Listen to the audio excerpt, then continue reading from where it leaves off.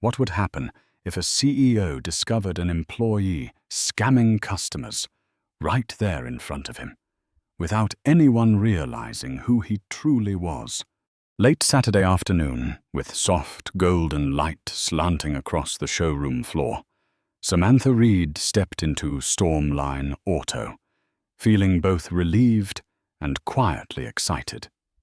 She had completed the paperwork the day before, chosen her very first silver Corolla, and only a few small steps remained before she could drive her daughter home.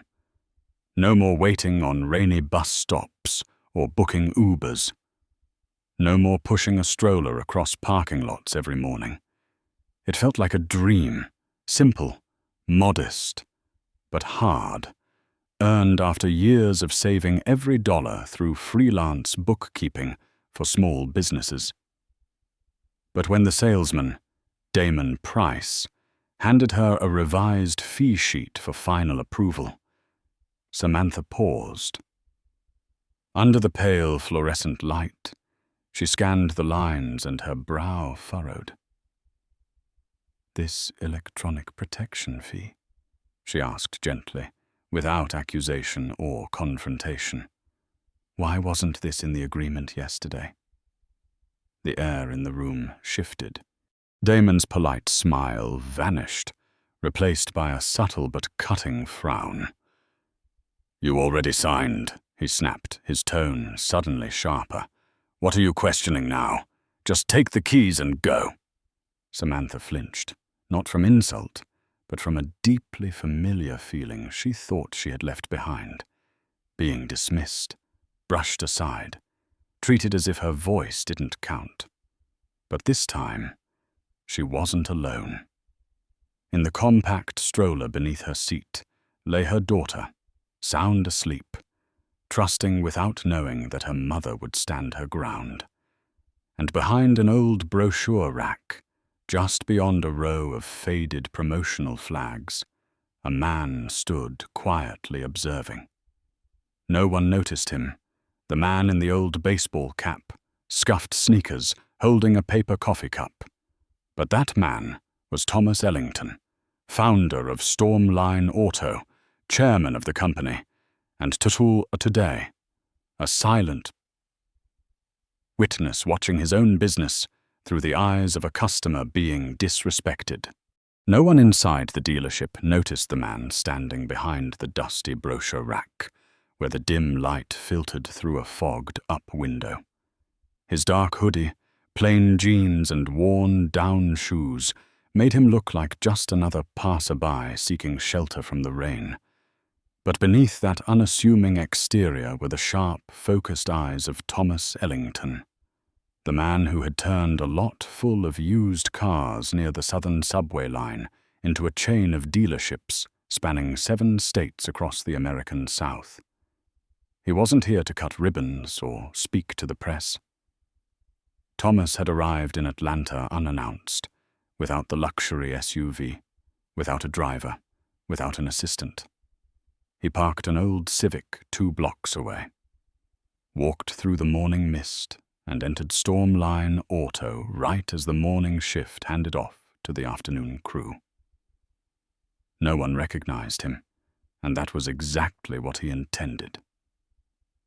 For the past 6 months, Thomas had sensed something off in the very empire he had built.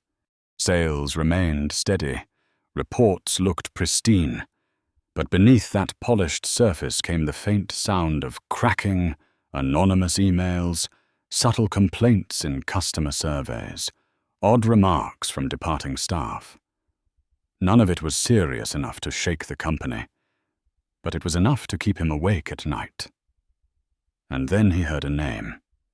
Samantha Reed, a former accountant at the Nashville branch who had quietly submitted a report uncovering discrepancies in an imported vehicle deal, only to disappear without a word. Now she was back, not as an employee, but as a single mother, holding her child in one hand and a contract in the other, facing a salesman trying to manipulate the system. Thomas didn't need further evidence to know this was a moment he had to witness. Because if someone as honest and sharp as Samantha was being treated this way, how many other customers had quietly walked away without anyone noticing? He knew better than anyone. A company's culture isn't measured by how many cars it sells, but by how it treats the most vulnerable when no one is watching. But today, he was watching, and he would not look away. From his hidden spot behind the old display rack, Thomas watched Samantha's eyes as Damon laid down the revised fee sheet on the desk. She glanced at the document, her expression steady, but her fingers tightened slightly around the folder as if weighing a familiar chess move. A new line stood out under the fluorescent light.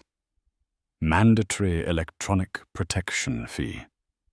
$389, inserted among the standard entries in a font just subtly off.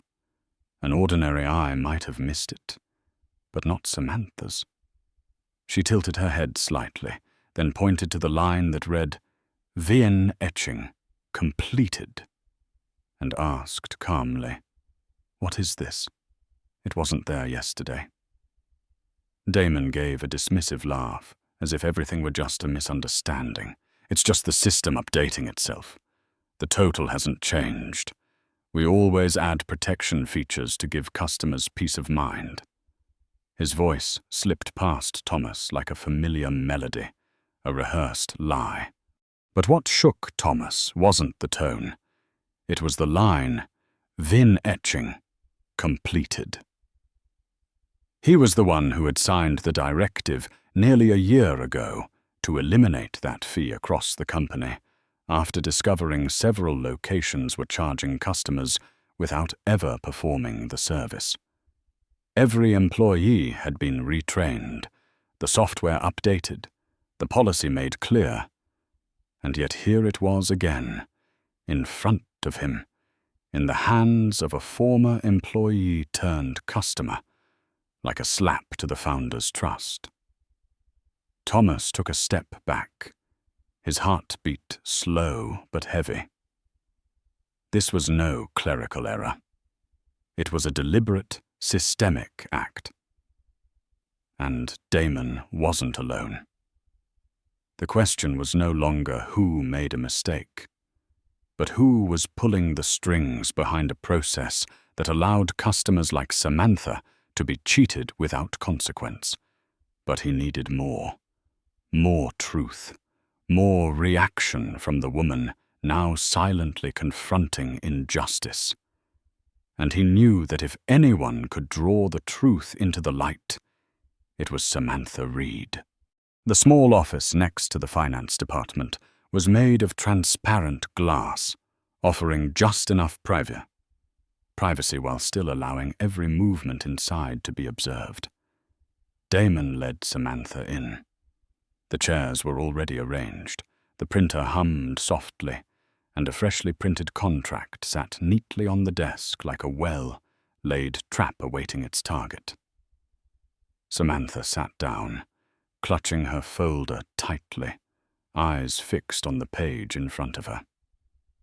"Just a few minor post-signature adjustments," Damon said, his lips curling into a half-smile. "The system automatically adds the protection package. Every customer gets it." Samantha didn't argue. She simply asked, calmly and without hesitation, "Is this fee mandatory?" Damon leaned in, lowering his voice, but still speaking loud enough to assert control. "Not mandatory, but if you remove it, the interest rate increases. You'll lose your eligibility for the preferred loan, and the car is already being prepped. You don't want to start all over again, do you?" She remained silent. No reaction, no frustration, just sharp, unwavering focus. She placed her hand on the contract, didn't sign, just stared. "I'd like to take this home and review it thoroughly before signing anything else," That was when Damon's mask dropped. His tone turned dry and threatening. "If you walk out, your file will be cancelled. The delivery certification becomes void. All your benefits gone. It's best if you stay quiet and take the car." For a moment, the room seemed to shrink from the tension. Then the door swung open. A figure stepped in. Not hurriedly, not knocking, not asking permission. Thomas Ellington, no longer hiding behind the brochure rack, was now standing in the center of the room like a silent verdict. He didn't need to introduce himself. He didn't raise his voice. He simply looked directly at Damon and said, "That fee is not part of our policy. Explain it." The air turned dense. Damon flinched, looked up, and froze. The game was over, and the man truly holding the board had just entered. Thomas's question wasn't loud, but it carried enough weight to compress the air in the room. Damon shot to his feet, stammering, "Who are you? I'm just following protocol. Everything's based on system guidelines." Thomas didn't respond right away. He stepped forward, picked up the contract, and scanned each line with the eye of someone who had read thousands of legal documents. But this time, he was searching for signs of betrayal within a system he had once trusted. At the corner of the page, there were 3 unauthorized charges. He circled each one with a red pen from his coat pocket, then slid the paper across the table toward Damon. "This is your protocol?" Thomas asked, his tone calm, low, but sharp as a blade. At that moment, another man appeared in the doorway, the branch manager, Maxwell Dawn. He froze upon seeing Thomas. His eyes darted around the room as if searching for an exit, but the only door was slowly closing, not by force, but by truth. Samantha turned to look at the man who had just entered, the same man who once greeted her with a simple nod near the finance floor 3 years ago when she was a newly hired accountant. That gaze was still the same, clear, sharp, and commanding. But today, it was different. Today, he stood with her. Damon swallowed hard. I was just following finance department instructions. They said the system had been updated. I built that system, Thomas replied, lifting his gaze for the first time to meet Damon's eyes. And I never authorized this fee to return. This isn't a mistake. This is fraud. Maxwell opened his mouth as if to speak, but Thomas turned to him. I need a meeting room. Now. Samantha clutched her folder, nodding softly as Thomas motioned for her to come along. No one said a word. Only the sound of their footsteps echoed as they walked away, leaving Damon standing alone, his name badge suddenly heavier with the weight of the lies he had just tried to conceal. 3 days later, just as the sun broke over the horizon, Thomas Ellington walked through the glass doors of Stormline Auto. Not in a baseball cap, not in a hoodie, not with a paper coffee cup in hand. He appeared as who he truly was, wearing a perfectly tailored navy suit, polished leather shoes, and carrying the upright posture of a founder who no longer had anything to hide. All employees were instructed to gather in the main break room at exactly 8:55 a.m.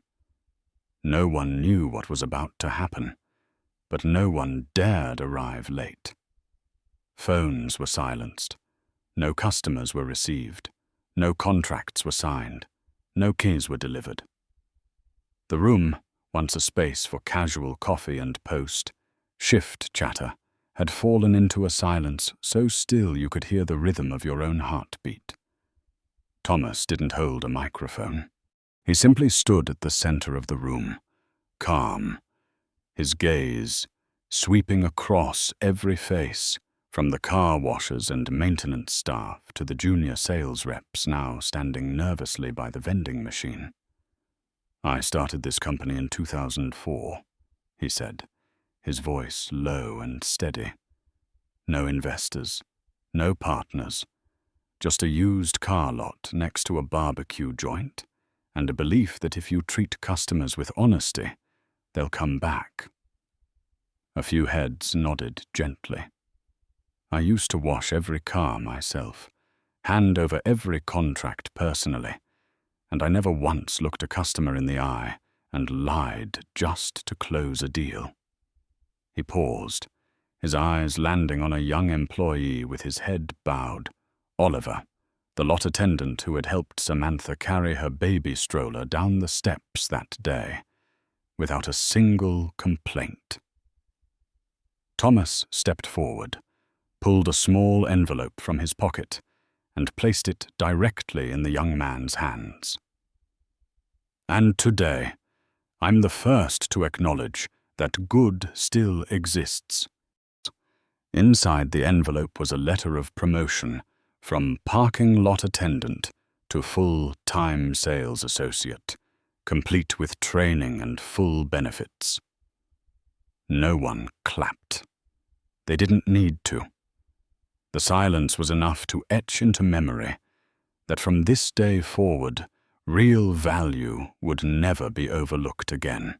Monday morning, the sky over Atlanta was unusually clear. The glass doors of Stormline Auto reflected the fresh sunlight like a signal of a new beginning. And then she walked in, Samantha Reed, in a long earth-toned coat, her hair neatly tied back, arms gently carrying the same familiar baby carrier. But this time, her daughter was no longer a tiny newborn lying still. She was older now, alert and curious, her bright eyes scanning the room as if discovering a whole new world. The first person to greet her wasn't a manager or a senior staff member, but Oliver, the same young man who had once bent down to open her car door. Now, wearing a crisp dress shirt with a new name tag, he smiled with quiet confidence. "Good morning, Ms. Reed. I remember you chose the silver Corolla, right?" Samantha nodded, a soft look of surprise crossing her face. "You remember?" "How could I forget?" Oliver replied, then leaned toward the baby and said warmly, "Welcome aboard, little passenger." No sales pitch, no scripted lines, just kindness, simple and sincere. Thomas stood upstairs in his office behind a pane of clear glass, silently watching.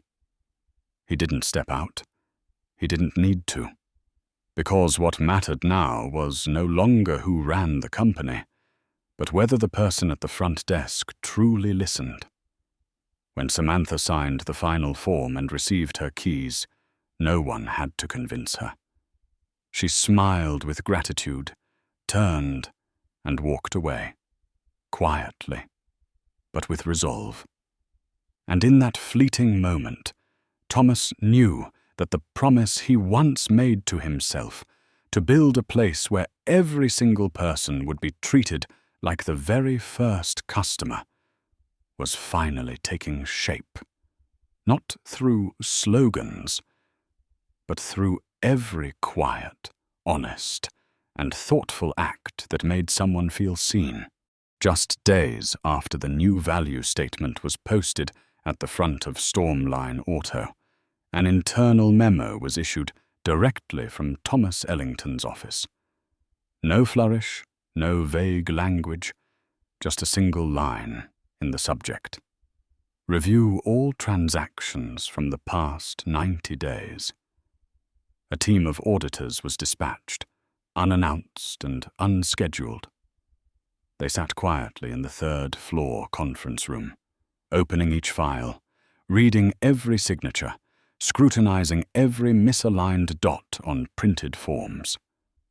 And soon, the truth began to surface. 5 additional contracts showed signs of fraud, all handled by Damon Price. Unauthorized fees, subtle coercion techniques, all executed like a well-rehearsed script. But what surprised everyone was the reaction from the customers.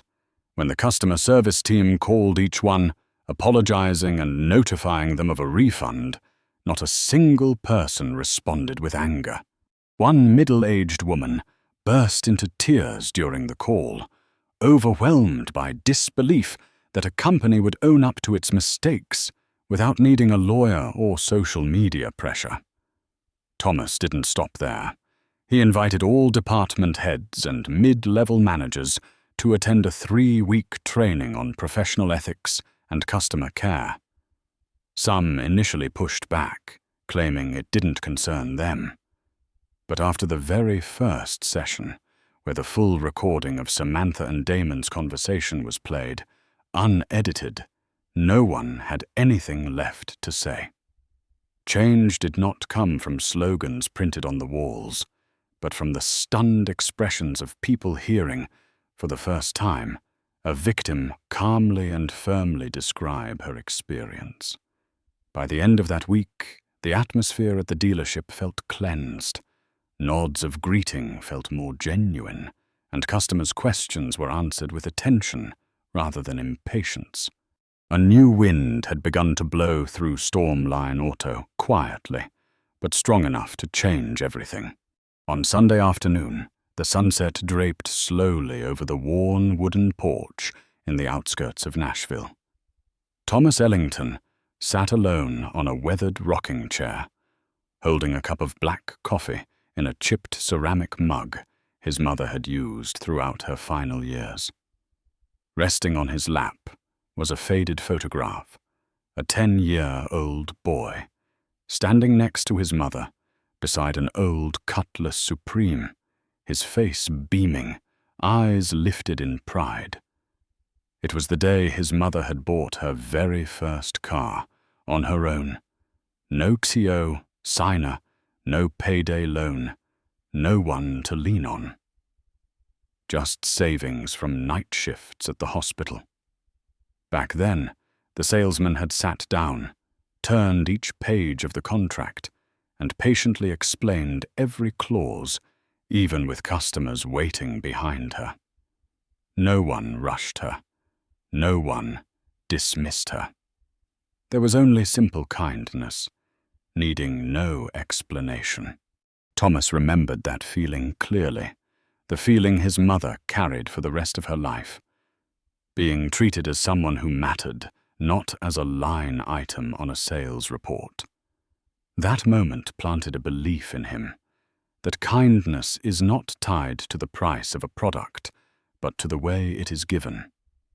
That memory was what brought him back to Stormline Auto. Not to punish, not to cleanse, but to reclaim what had been lost, the very soul of the company, transparency and human dignity. A few days later, a small sign was mounted above the entrance of the Atlanta branch. It wasn't a polished brass plaque, didn't have LED lights, just a simple stainless steel plate engraved with the words, "We treat every customer as if they're buying their very first car, with patience, integrity, and respect." There was no ribbon, cutting ceremony, no press release. But anyone who walked through that door would see it, and they would know. In this place, an old promise had been kept. That afternoon, Stormline Auto was unusually quiet. There were no more loud pitches from the front desk, no more rushed calls from the sales floor, and most notably, no one shouting lines like, "5 minutes to lock it in, lowest price ever." The air felt purified, not by machines, but by new people and the way they chose to communicate. In one corner of the showroom, Samuel, a new employee hired after completing the ethics training program, sat down low beside an elderly man, patiently explaining the difference between 2 engine versions. There was no urgency, no pressure, no manipulation, just an honest conversation between someone who understood and someone who wanted to. No KPI could measure that.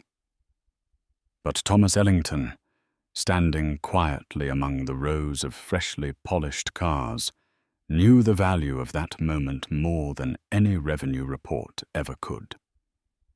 Beside him stood Carol, the former customer service director, who had once resigned because she no longer recognized the company's culture. She had now returned in a greater role, Director of Customer Relations for the entire network. In her hand was the newly updated shift schedule for each branch. She looked toward the main lobby and softly said, "Seems like they're starting to remember who they're really here for." Thomas nodded, a faint smile forming behind his glasses. "They should," he replied, "because this time I'm not going anywhere." There was no satisfaction, no triumph, just the calm resolve of a man who had come full circle with his responsibility, because he knew that what had been distorted could not be repaired with anger, but only with steadfastness, compassion, and 100 small but right choices. From that day forward, Stormline Auto was no longer just a place to buy a car. It became a place where anyone who walked in, a single mother, a retiree, or a college student, would be heard and respected like the very first customer ever.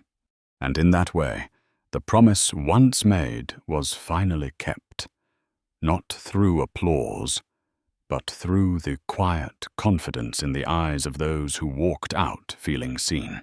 In business, the greatest threat is not loss, but when trust is slowly eroded by the very people who represent the brand. The story of Thomas Ellington is not just an isolated incident at a car dealership. It is a mirror reflecting a larger crisis faced by many modern organizations, when systems are used as excuses to mask a lack of transparency, and when sales figures are placed above human value. What is remarkable is that Thomas did not choose to clean house through authority, but instead returned to the roots of the problem with his own eyes, ears, and the memory of his mother, the woman who once taught him that kindness is never outdated. From a professional perspective, this stands as a powerful example of a core principle in modern leadership. Corporate culture is not built through slideshows or slogans hung on walls, but through the small daily choices we make, how we treat the vulnerable, how we respond when challenged, and how we make things right when the truth comes to light. If you believe that a strong brand must be built on truth, on respect for customers and employees, rather than flashy ad campaigns, then like this video to help spread that message. Don't forget to subscribe so you don't miss the next stories about leaders who are willing to listen, to take responsibility, and to start again. And finally, comment below with the phrase, "Choose honesty," so together we can build a community that believes in the power of transparency, humanity, and decency in business. Because sometimes the right action at the right moment can change an entire system.